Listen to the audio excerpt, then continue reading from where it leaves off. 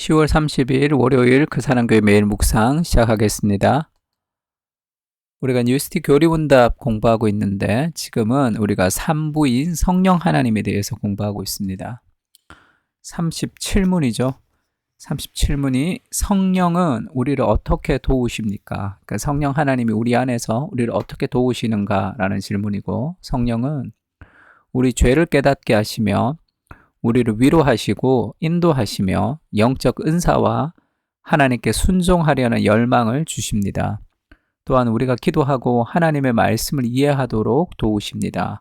그러니까 성령께서 우리 안에서 계속 일하고 계시는 거죠. 그 성령님의 일하심에 우리가 순종할 필요가 있습니다.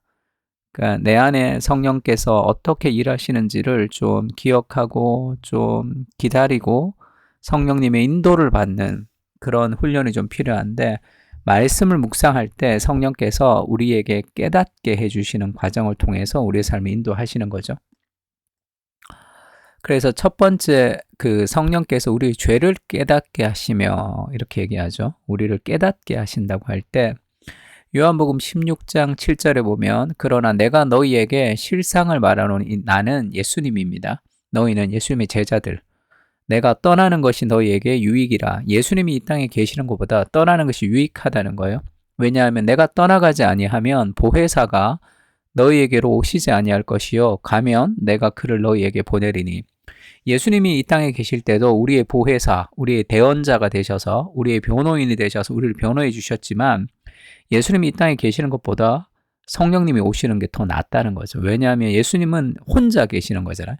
예수님이 승천하시고 성령을 우리에게 보내주시면서 각 사람의 마음 속에 성령께서 함께 하시는 거예요. 영원히 떠나지 않는 거죠. 그분이 그럼 우리에게 오셔서 어떤 일을 행하시는가? 첫 번째, 죄에 대해서, 의에 대해서, 심판에 대하여 세상을 책망하시리라. 그래서 우리의 죄에 대해서 깨닫게 해주는 거예요. 죄에 대해서. 우리는 아침에 일어나면 기본 값이라 그러죠. 이 디폴트 값이 하나님을 거부하는 삶을 살아가는, 내 마음대로 살아가고 싶은 삶이 인간의 기본 값이에요. 그래서 늘 하나님이 우리 안에 있는 죄와 우상을 깨닫게 해주십니다. 성령께서 우리의 죄를 깨닫게 해주시는 과정이 좀 필요하죠. 우리가 지난 시간에도 그 성경을 읽을 때 모든 성경은 하나님의 감동으로 교훈과 책망과 바르게 함과 의로 교육하게 유익하다 그래서 성경은 우리를 깨닫게 책망을 하십니다. 근데 성경을 읽으면서 내가 좋아하는 구절만 내가 은혜를 받고, 내가 싫어하는 구절은 내가 은혜를 안 받고, 그 다음 내가 모르는 구절은 그냥 막 넘어가고, 막 그렇게 읽으면 그 성경을 내가 짜집기 하는 게 되겠죠. 성경의 전 성경을 우리가 다 이해하면서 그 성경은 우리를 교훈하기도 하고 책망하기도 합니다. 그래서 우리는 우리 안에 있는 죄성을 깎아가야 되는 책망도 필요하고, 내 안에 있는 하나님의 형상을 우리가 또 극대화시킬 수 있는 하나님의 사랑도 필요한 거예요. 이 두 가지가 동시에, 회개와 믿음이 동시에 일어나면서 신앙은 성장하게 됩니다. 그 죄를 깨닫게 해주시는 거죠, 내 안에. 그리고 이제 성령께서 행하시는 것이 우리를 위로하시죠. 그래서 말할 수 없는 탄식으로 친히 우리를 위해서 기도하시고, 우리에게 하나님을 아빠 아버지라 부를 수 있도록 하시고, 또 성령께서 우리를 인도하시는 거예요. 우리 안에 어떤 열망을 주신단 말이에요. 말씀을 읽고 말씀을 묵상하면서 내 안에 어떤 새로운 어떤 이 마음의 욕구를 주셔서 우리가 그 길로 하나님이 인도하실 때가 있습니다. 그리고 성령께서 우리에게 영적 은사를 주시죠. spiritual gift라는 영적 은사를 주십니다. 그래서 어떤 사람은 성령으로 말미암아 지혜의 말씀을, 어떤 사람은 지식의 말씀을, 병 고치는 은사를, 예언함을, 방언 말함을, 여러 가지 이렇게 은사의 종류들이 나옵니다. 지금도 병 고치는 은사가 있냐, 방언이 있냐, 예언이 있냐, 그런 논쟁도 많지만, 여기서 중요한 것은 그 은사는 한 성령께서 주시는 거예요. 성령이 주시는 겁니다. 성령 하나님이 각 사람의 필요에 따라 나눠주시는 거예요. 나는 이 은사 받고 싶어요. 기도하면 그 은사를 주시고 하는 그런 인간적인 욕망을 따라 우리가 은사를 가지는 것이 아니라, 그래서 내가 원하는 은사를 달라고 기도하면 하나님 주신다. 뭐 이렇게 우리가 뭐 기도원 같은 데서 기도할 때는 그렇게 기도하기도 하죠. 그러나 은사는 성령께서 각 사람에게 나누어 주십니다. 왜요? 무엇 때문에? 그 은사 받아서 뭐 하게? 공동체의 덕을 위해서, 공동체를 세우기 위해서 하나님 주시는 거예요. 그래서 은사는 내 것이 아니라 다른 사람의 것이에요. 다른 사람을 위해서 사용하기 위해서 하나님이 주신단 말이에요. 가르치는 은사가 있다 그러면 다른 사람보다 훨씬 더 잘 가르치겠죠.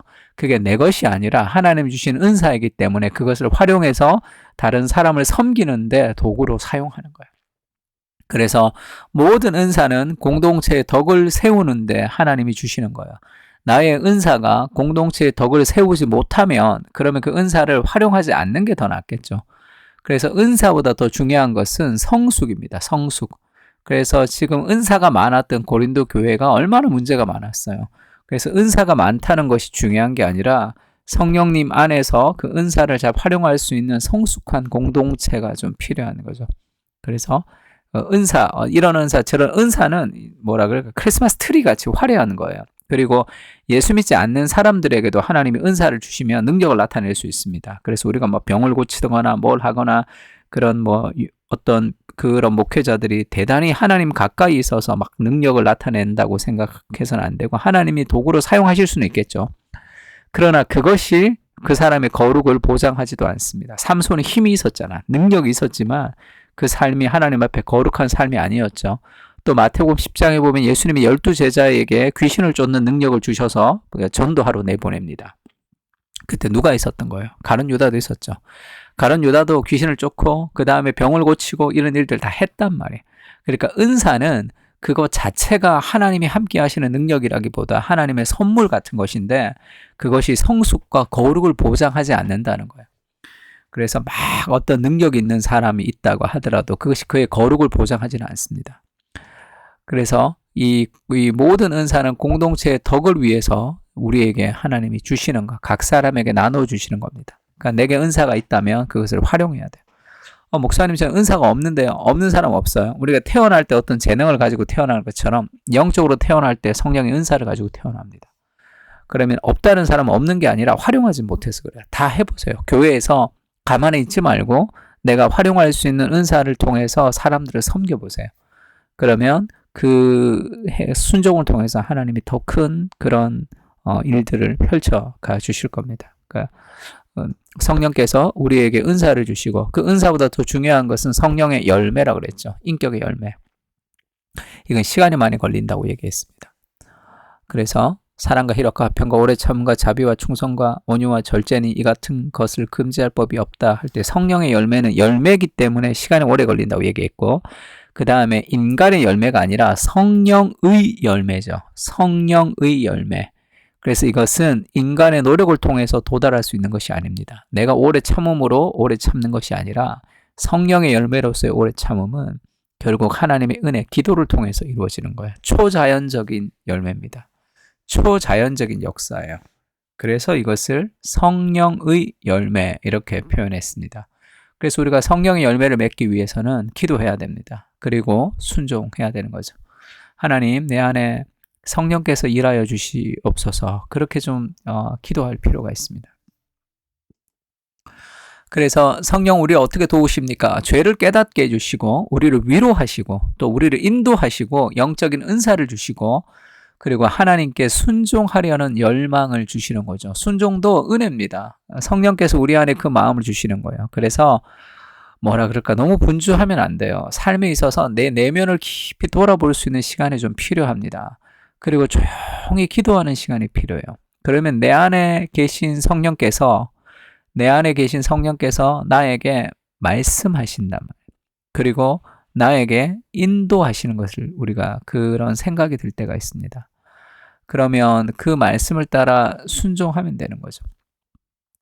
이렇게 하고 싶다, 저렇게 하고 싶다라는 그런 내 내면의 그런 그 성령께서 우리에게 그 말씀하시는 그런 방향성을 좀 알아야 됩니다. 뭐라 그럴까, 예수전도단 같은 사람들 같이 막 기도하면 성령의 음성이 들린다, 마음의 소리가 들린다, 그런 것은 좀 위험하지만 우리가 말씀을 읽고 묵상하면서 분명한 하나님의 뜻을 성령께서 우리에게 계속 강권적으로 사랑으로 우리에게 마음을 부어주실 때가 있습니다. 그리고 예수님에게 순종하고 싶다, 하나님께 순종하고 싶다, 이렇게 살고 싶다라는 그런 마음이 우리에게 주시기도 하죠. 그래서 우리가 아바 아버지라고 기도하게 하고, 그리고 성령의 조명이라 그러죠. 하나님의 말씀을 깨달을 수 있도록 우리를 인도하시는 거예요. 그러니까 말씀을 깨닫는 것도 성령의 조명이 필요합니다. 성령의 은혜가 필요해요. 성령께서 그 성경의 저자이시기 때문에 읽을 때도 그 저자의 해석이 필요한 거죠. 그래서 우리가 성경을 읽을 때 늘 기도하세요. 하나님, 나의 눈을 열어 주의 법에 기이한 것을 보게 해주십시오. 그렇게 기도하고 우리가 하나님의 말씀을 읽을 때 성령께서 우리를 도우시는 것을 경험할 수 있을 겁니다. 우리 세 가지 기도 제목 가지고 기도했으면 좋겠는데요. 성령님, 우리의 죄를 깨닫게 해주십시오. 그래서 더욱 그리스도를 사모할 수 있는 은혜를 허락해 주십시오. 첫 번째 기도 제목이고요. 은사와 은혜를 통해서 공동체와 세상을 섬길 수 있는 능력을 좀 허락해 달라고. 그리고 세 번째는 우리 그 사람교회 공동체가 성령의 공동체가 되어서 서로 섬기고 은혜를 나누는 그런 거룩한 성령의 공동체가 되게 해 주시옵소서. 세 가지 기도 제목을 가지고 같이 기도했으면 좋겠습니다. 기도하겠습니다.